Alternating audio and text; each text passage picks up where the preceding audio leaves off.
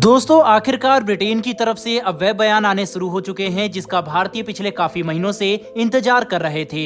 Britain के अंदर लगातार बढ़ता खालिस्तानी कट्टरवाद आम भारतीयों के लिए तो एक काफी बड़ी चुनौती बन ही गया था। साथ ही इसमें मार्च महीने में भारत के हाई कमीशन पर भी काफी सारे आक्रामक हमले करवाए, जिसके बाद भारत सक्रिय हुआ और ब्रिटेन पर दबाव बनाना शुरू कर दिया।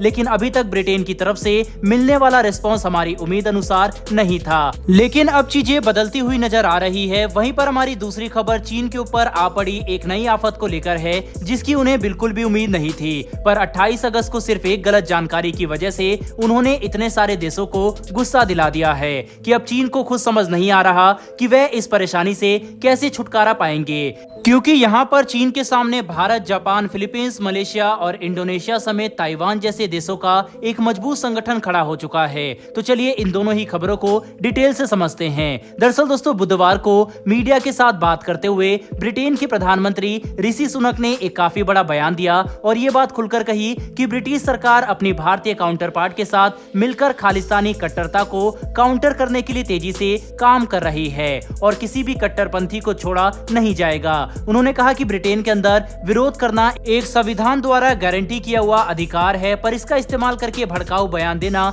या फिर धमकाने वाली हरकतें करना बिल्कुल भी स्वीकार नहीं किया जाएगा। ब्रिटेन के अंदर खालिस्तानी गतिविधियां पिछले कुछ समय से तेजी से बढ़ रही थी, चाहे इनका नेटवर्क हो या फिर भारतीय हाई कमीशन और आम लोगों पर होने वाले हमले, इनमें बड़ी बढ़ोतरी देखी जा रही थी। लेकिन भारत की तरफ से लिए जाने वाले एक्शन के बाद अब धीरे धीरे चीजें सामान्य होती दिखाई पड़ रही है। ऊपर से ऋषि सुनक की तरफ से दिया गया ये बयान काफी आश्वासन देता है कि ब्रिटिश सरकार की हाईएस्ट अथॉरिटी अब खालिस्तानी कट्टरता के खिलाफ एक्शन लेने के लिए तैयार हो चुकी है और हमें इस बात की पूरी उम्मीद है कि अब ब्रिटिश सरकार बहुत जल्दी इनके खिलाफ कड़ी कार्रवाई करेगी। दोस्तों ब्रिटेन के साथ भारत के संबंध पिछले कुछ समय में थोड़े उतार चढ़ाव वाले रहे हैं, जिसमें लिज ट्रस की सरकार के समय दोनों देशों के संबंधों को काफी नुकसान हुआ। लेकिन जब से ऋषि सुनक ब्रिटेन के प्रधानमंत्री बने तब से दोनों देशों के संबंध मजबूत होते देखे जा सकते हैं। फ्री ट्रेड एग्रीमेंट पर भी हाल ही में एक ब्रिटिश मंत्री की तरफ से ये बयान दिए गए थे कि एफटीए को लेकर होने वाली नेगोशिएशन अपने आखिरी चरण पर पहुंच चुकी है और बहुत जल्दी ब्रिटेन भारत के साथ इस पर हस्ताक्षर भी करेगा। वहीं पर डिफेंस के क्षेत्र में भी ब्रिटेन और भारत की साझेदारी पिछले कुछ समय में लगातार तेजी से बढ़ती हुई दिखाई दी है। चाहे बात इंजन डील की हो या फिर युद्ध अभ्यास की, दोनों देश एक साथ अपनी नजदीकी बढ़ा रहे हैं।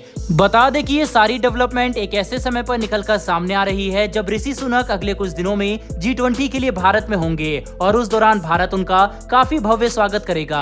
बता दें कि हाल ही में ब्रिटेन की तरफ से हमें एक छठी पीढ़ी के फाइटर विमान को विकसित करने के लिए आमंत्रित किया गया था, जिसमें हमें इंजन और एयरक्राफ्ट की टेक्नोलॉजी भी ऑफर की जा रही है। ऐसे में ये देखना काफी इंटरेस्टिंग होगा कि दोनों देशों के संबंध आने वाले दशकों में कितने मजबूत होते हैं। बहरहाल बढ़ते हमारी दूसरी खबर की तरफ, तो दोस्तों ये खबर जापान की तरफ से निकलकर सामने आ रही है, जिसमें अब जापान ने भारत, ताइवान, इंडोनेशिया, मलेशिया और फिलीपींस का समर्थन करते हुए चीन के नए स्टैंडर्ड मैप का विरोध करना शुरू कर दिया है। दरअसल चीन ने 28 अगस्त को एक नया नक्शा जारी किया था जिसमें उन्होंने भारत के कई हिस्सों को अपना बताया, साथ ही पूरे दक्षिण चीन सागर को अपना दिखाते हुए कई देशों के द्वीप और समुद्री सीमा को अपनी संप्रभुता में बताया, जिसके तहत चीन ने पूर्वी चीन सागर में मौजूद सेनकाकू द्वीप के समूह को भी अपना बताया, जिस पर जापान के साथ उनका विवाद काफी समय से चल रहा है। ऐसे में अब जापान ने भी सभी देशों को देखते हुए चुप बैठना सही नहीं समझा और चीन के खिलाफ खुलकर विरोध करना शुरू कर दिया।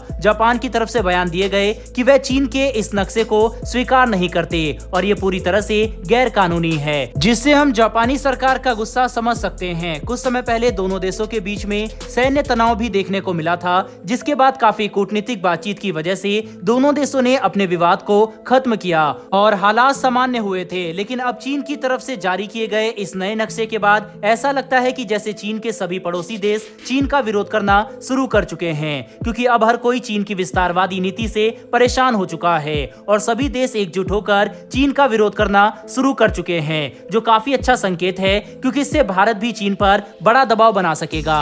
बहरहाल दोस्तों इस वीडियो में इतना ही। इन दोनों ही विषय के ऊपर आपकी क्या राय है कमेंट बॉक्स में लिखकर जरूर बताइएगा। साथ ही हमारी आने वाली डेली ऐसी वीडियो के लिए चैनल को सब्सक्राइब कर बेल नोटिफिकेशन अवश्य दबा लें। फिर मिलेंगे ऐसी एक नई वीडियो के साथ। धन्यवाद। जय हिंद।